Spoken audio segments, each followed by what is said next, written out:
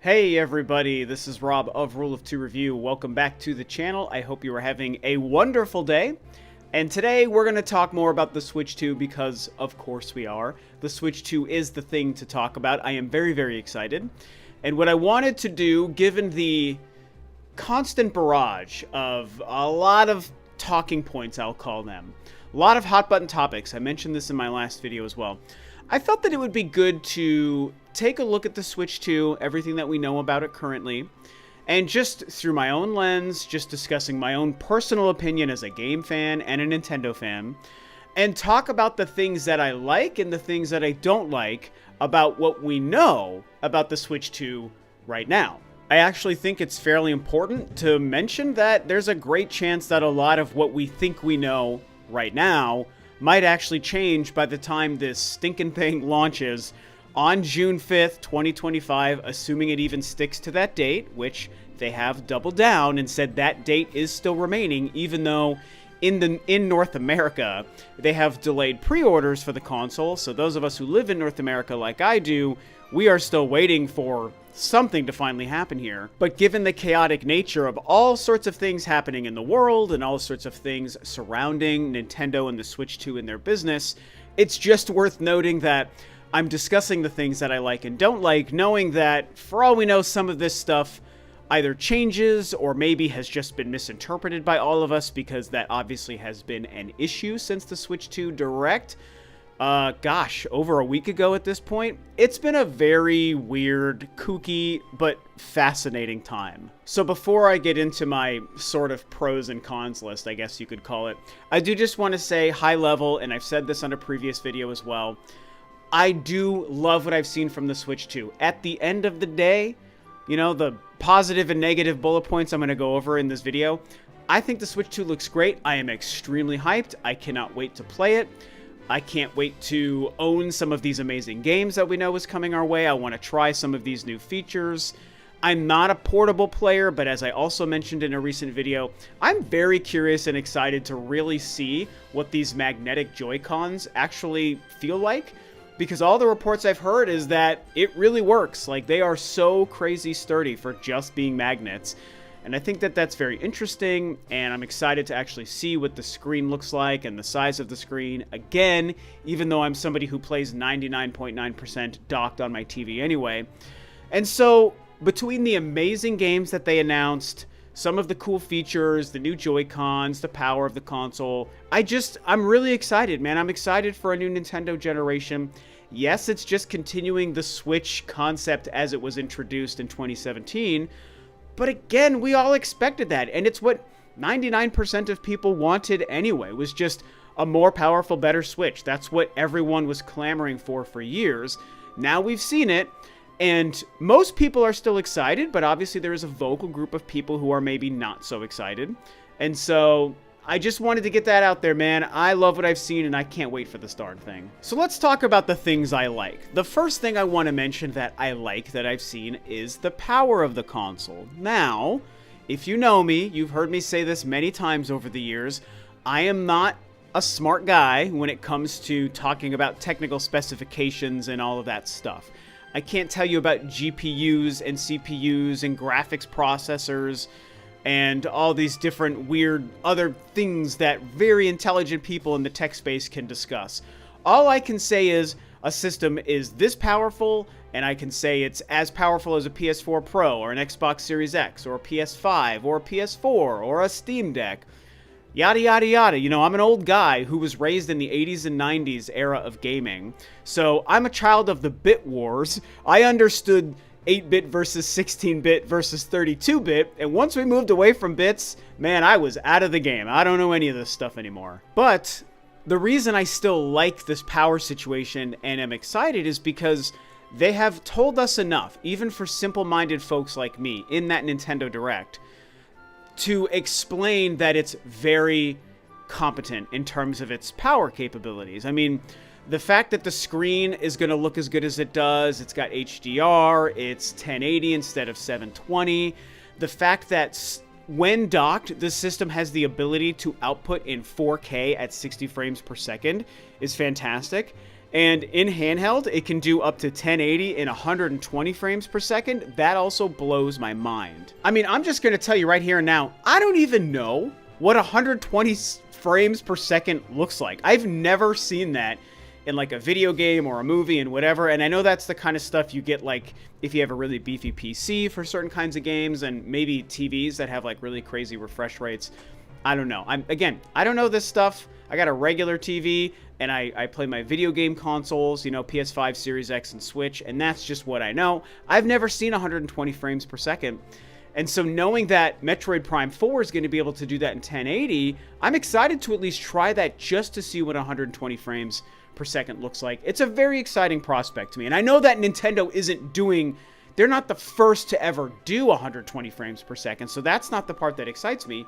I'm just excited to see it in a video game console from a company I love and for franchises that I love, because Nintendo makes franchises that I love.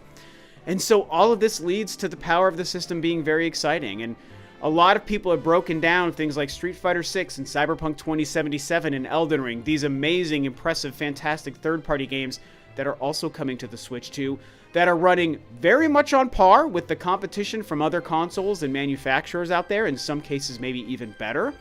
And so all evidence points towards the power of the Switch 2 being very, very solid for what it is, and something that will more than satisfy me. I mentioned that the screen is also something I'm excited for, because I don't play portably, as I mentioned, but because the screen is apparently so impressive and so big at 7.9 inches, I'm really stoked to see if maybe the Switch 2 can almost alter some of my gaming habits when it comes to Switch gameplay, because maybe I like the idea of, you know, it's a little bit bigger, so hopefully it's just more comfortable to hold, even though I don't love how thin it still is, but it's bigger. And the screen being so much nicer, and being able to output 120 frames, like I said, and whatever Metroid is going to look like on this, I'm definitely excited to try the Switch 2 in handheld mode a lot more often than I currently play the Switch handheld, simply because the screen is so much bigger, it's so much brighter with HDR, and it's 1080. This is a very exciting prospect to me. I do want to also mention that the GameCube games being introduced to NSO is an exciting thing for me as well. And it's funny because, I'll be honest with you guys, I don't subscribe to NSO currently, and I don't even know when I will subscribe again. Maybe I try it when the Switch 2 comes out just to see what the GameCube games are like, but even if I don't resubscribe to NSO, I just think that it's great that GameCube games are coming. And, you know, I've got a GameCube right here in this a room that I'm in, that I'm recording my videos. I've got my GameCube. I recently bought an HDMI upscaler. I'm recollecting even more GameCube games, and I have a lot currently, and I'm actually enjoying just playing the actual GameCube again, with the actual mini discs, with a real GameCube controller in HD on my TV here, and like, that's kind of how I prefer to play my GameCube stuff. So that's why, again, I don't know if I'm going to sign up for NSO long term for the GameCube games, but it's such a great win to have these coming that I just wanted to bring up that the Switch 2 is providing this to us. Now, when it comes to the Joy-Cons and the controllers for the Switch 2, this is another exciting element to me, because I am really stoked to try these mouse controls, and the fact that the Joy-Cons even have the ability to be a mouse function, and they were smart enough to realize they should include the mouse functionality in both Joy-Cons, left and right.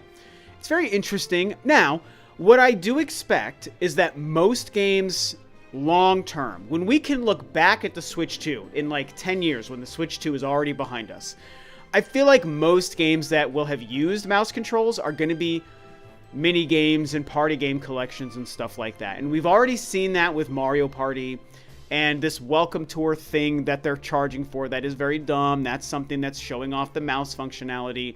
So I think kind of like what the Wii Remote eventually became, that'll still be most games in the Switch 2 era, but there are always going to be a couple of games that are using it for a more of a hardcore and real gaming application. And for me, as a Metroid superfan, somebody just freaking out over Metroid Prime 4 finally coming to us soon, seeing that the Joy-Con mouse controls apply to that game does get me very excited.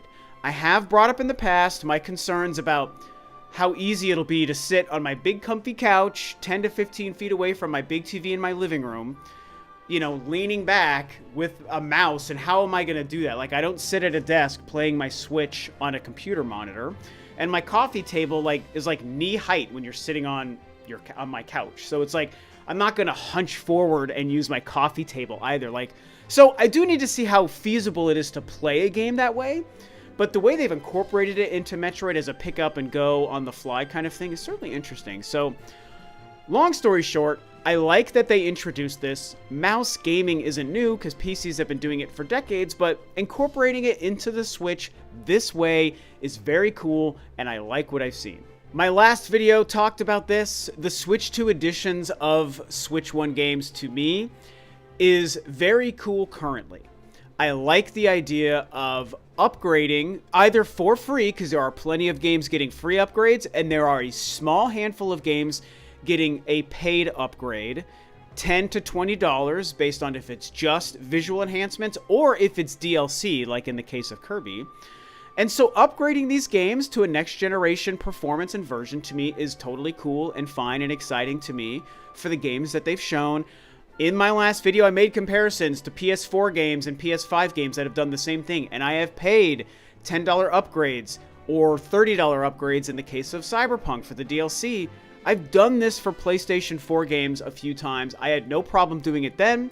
I don't mind doing it here. I think $10 to get a next-gen version of the two Zelda games, to me, is worth it. Buying it outright brand new, if you don't own those games and you'd be buying like the $70 version of those games on the Switch 2, I get it. That kind of sucks, and that's a different situation. But I and most people already own Breath of the Wild and Tears of the Kingdom, so for me, $10 to upgrade those, that's fine. More importantly than any of that is Metroid Prime 4 Beyond, the most anticipated game almost in my entire life up to this point. And knowing that there is a next-gen Switch 2 version that comes with the next-gen patch already on the cartridge, okay? So it is on the cartridge. You are getting the Switch 2 edition, 4K or 1080 with 120 frames per second, mouse controls built in, significantly better graphics and textures and lighting. I'm stoked that there is a next-gen version of Metroid Prime 4. So those games alone make me very excited for what Switch 2 editions might look like in the future. And then, of course, most important of all, you guys, is the games. They've already started off very strong when it comes to the games. There are 5 key games. Well, 6. Metroid Prime 4 is like so default, I almost don't think about including it. So there's technically 6 because of Metroid Prime 4 Beyond. But as far as games we've seen announced since the Switch 2 was revealed, and games announced to be only on the Switch 2, because Metroid Prime 4 was announced as a Switch 1 game and is still getting a Switch 1 version. These other games are not, okay? So my math was wrong. There are actually 4 other games that are Switch 2 exclusive they've already shown us that have me crazy excited. And it's obvious what they are. Mario Kart World, Donkey Kong Bonanza, Hyrule Warriors, Age of Imprisonment looks very cool to me, and then the Duskbloods as a huge From Software fan. So we've got a couple of first-party bangers. So Nintendo was already showing up in force early on to tell us we are supporting this with first-party games. We've got the Hyrule Warriors, Donkey Kong, and Mario Kart, and then a massive third-party win with a From Software game and a new IP being the Duskbloods. The games are always the most important part to any console, and despite what a lot of other weirdos out there will tell you, exclusivity still matters and is still pivotal. Nintendo's entire business model and their crazy success they've seen over the decades, as well as specifically in the Switch generation, showcases that. Everyone goes to them to play their games, and they do it to the tune of 150 million Switches, and games that sell in the tens of millions routinely. They thrive on the exclusive market. That is how it's supposed to be. Sony and Microsoft should be a lot better about it than they have been so far. There are some exclusive games on those consoles that are good, and I own most of them, but they could do even better. And they're a lot more willing to let their stuff still kind of float around in the third-party space. Nintendo is smart. They don't do that, and I love that about them. And again, when you see a new Donkey Kong, a new Mario Kart, a new Metroid game, you've got the Duskbloods, you've got Hyrule Warriors, and we know that, you know, in future directs, they're going to show us a new Mario game and a new Fire Emblem game and, you know, Animal Crossing, Smash Brothers, maybe we get Star Fox to return. This is an exciting prospect, and so we've only had one direct to talk to us about Switch 2 games before it's launched, and we already have these 5 games that I've talked about that are exclusive. That makes me very excited. So the games library future for the Switch 2, in my opinion, looks very bright. Okay, now let's get to the part you guys really want to hear, because everyone loves drama. All you guys love your drama and you love your tea, and all the negativity is what gets everyone interested in clicking and watching videos and articles and sharing tweets and posts and all this crap. And so, look, yes, there are a few things I don't like, and I'm happy to share those with you and talk with you about them today. The first one is the most obvious. It's the most commonly talked about one, and I obviously agree with it, and it is $80 games, specifically Mario Kart World being $80. Kirby, I believe, is also currently priced at $80 for the Switch 2 edition. I'll get into that in a second. But Mario Kart World being $80, it sucks. It sucks that it's $80.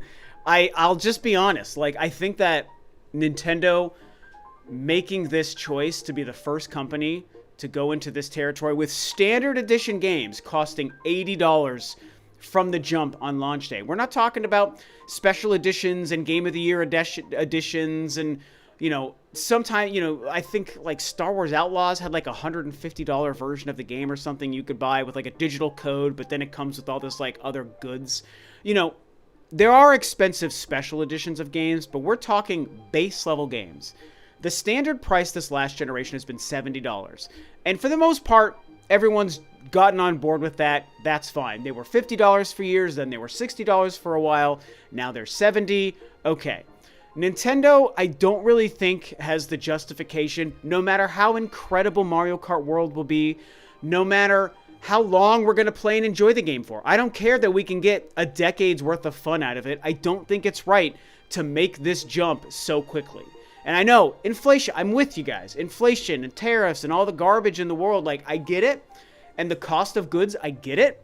But I don't think that we're at the point yet that we should be making this jump for a game, even like Mario Kart World, that I think looks like a 10 out of 10. So I'm not doubting the quality or the longevity of the gameplay. And so, just from a consumer level, I don't think that $80 for Mario Kart or for any games is where we should be yet. Let's wait like one more generation, please, before we make another $10 jump. We just got to $70. 80 to me is too much. And I'm not even talking about the fact that the $90 United States dollars, don't talk to me about other countries' conversion rates, okay? And no offense, I'm just saying the conversation around $90 has been about United States dollars, not about euros or anything else, okay? So the 90 United States dollar thing has just been a lie based on confusion because people don't understand what it means to pay in a different kind of currency. So I'm not going to talk about that. $80 is the price for Mario Kart, and that is too much. Kirby is a little bit different, still too expensive, but like, it's the Switch 2 edition of the Switch 1 game, which you could say, okay, that's $60, and then it's $20 more for the Switch 2 edition, but the Switch 2 edition is actually DLC. So I just wanted to point out that that's more like paying $20 for DLC than it is paying $80 for a Switch 1 game. So again, it's still a lot when you look at that price tag. I get it, but I don't know. I just wanted to talk about the $80 thing.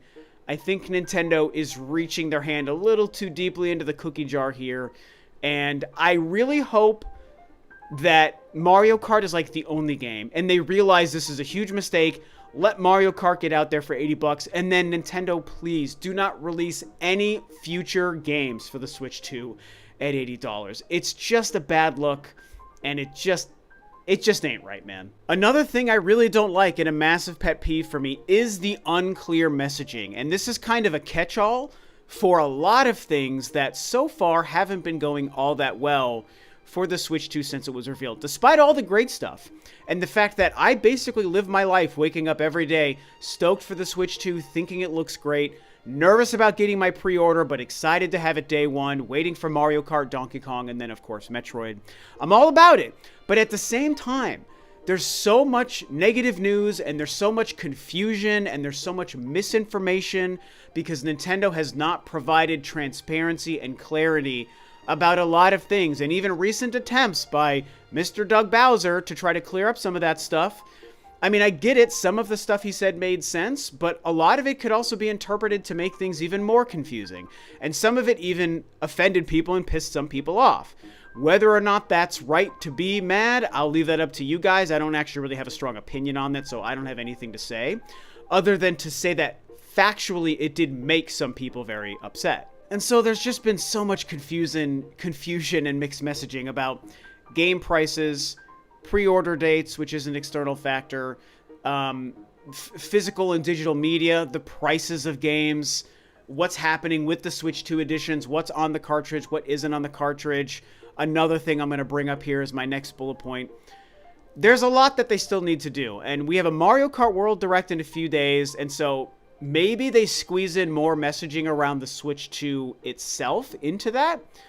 But also maybe not, because they might literally just talk about Mario Kart. It's a Mario Kart Direct, that's probably all they're going to talk about. So I would love it if beyond like Doug Bowser's interview and some of these developer interviews that they've had, if they do some other way to address people, whether they make a little video, whether they actually do another interview with an IGN or other media news outlets, and they don't do the Doug Bowser thing and they just get straight to the point and they clear up all of the facts, and they address all of the concerns around everything I listed. I think that's what they need to do, you guys.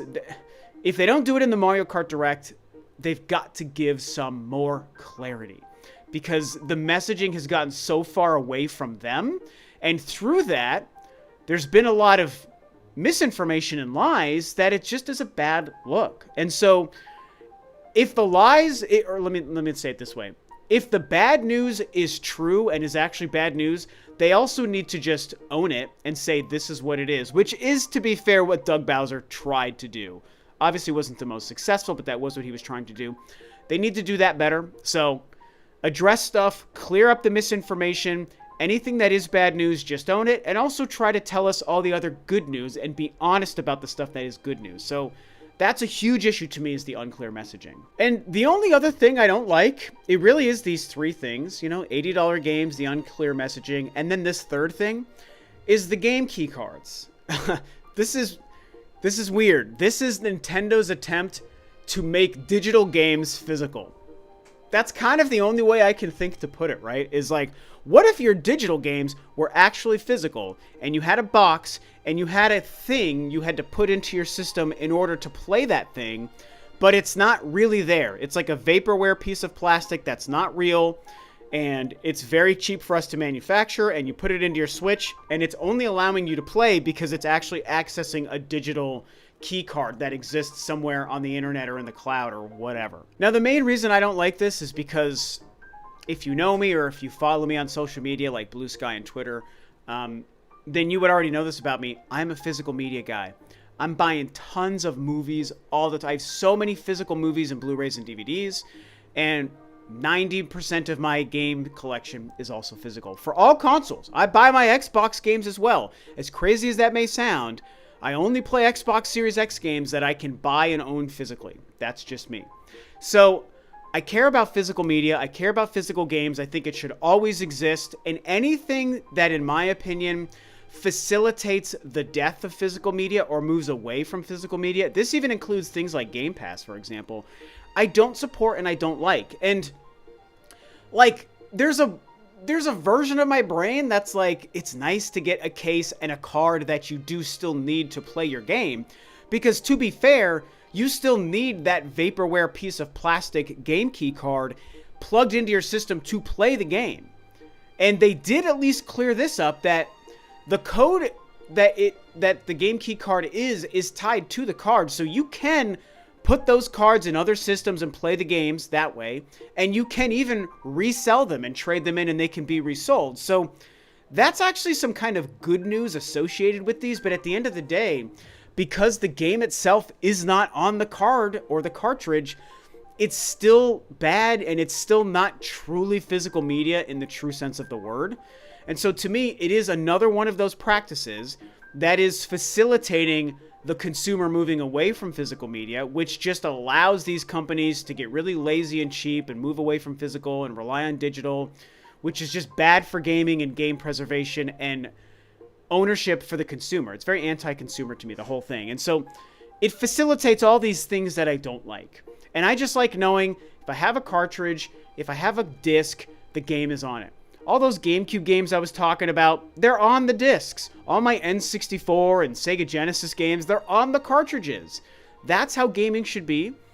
And, I mean, if you choose to buy something digital, that's fine. Buy it digital. Like, digital should exist for people who prefer to buy and play their games that way. But so should physical for those of us like me who want to buy and play that way. And so, this, like, in-between kind of thing that's, like, trying to take advantage of the physical media purchaser like me, but not actually giving us the physical media, it just feels bad. Feels bad, man. I don't like it. And so I kind of wish that they just didn't even do this and just make physical games and leave it at that. But instead, the game key cards thing, I don't know. I just don't like it. And so at the end of the day, these are kind of my feelings, you know, as many bullet points as I could think of to explain and go over and discuss with you guys just how I'm feeling about the Switch 2, man. I've made a few videos about how I reacted to the Direct and the information we learned. And yeah, they were mostly positive for a reason, because I'm stoked for the Switch 2. I think it looks great as a console, and I think the games library we're already being shown and promised is fantastic. And I know Nintendo will continue to make and release other great games in the future. So it's doing everything I want it to do, and that makes me excited for it. But yeah, at the same time, of course, there are a couple things I don't like, you know? As the conversation gets out there about people being really mad or people being overly defensive and all this, I thought it would be good to be as even-keeled and objective as possible, just from my own lens, to just share it with you guys. And I say this in a lot of my videos, and I'll end this video to say the same thing again. This video, like most of my videos, is not trying to convince you to feel a certain way. This isn't Rob presenting a case for you to agree with Rob. You don't have to like the things I like and dislike the things I dislike. This is just for you to hear someone who has a YouTube channel talk about their feelings, so you can hear them, consider them, and I don't know, sometimes it colors people's opinions and sometimes it doesn't, but it's just for the sake of conversation, because it's fun to talk about this stuff, and it's fun to be excited for a new video game generation. For me, especially when it's Nintendo, because they're my favorite company. So, yeah, I think that's all I have to say. These are the things I like and don't like about the Switch 2 currently, all subject to change with new information and once we get the Switch 2 in our hands. So I hope you guys enjoyed watching this. Share your own thoughts and bullet points below. Thanks for tuning in, and I will see you next time.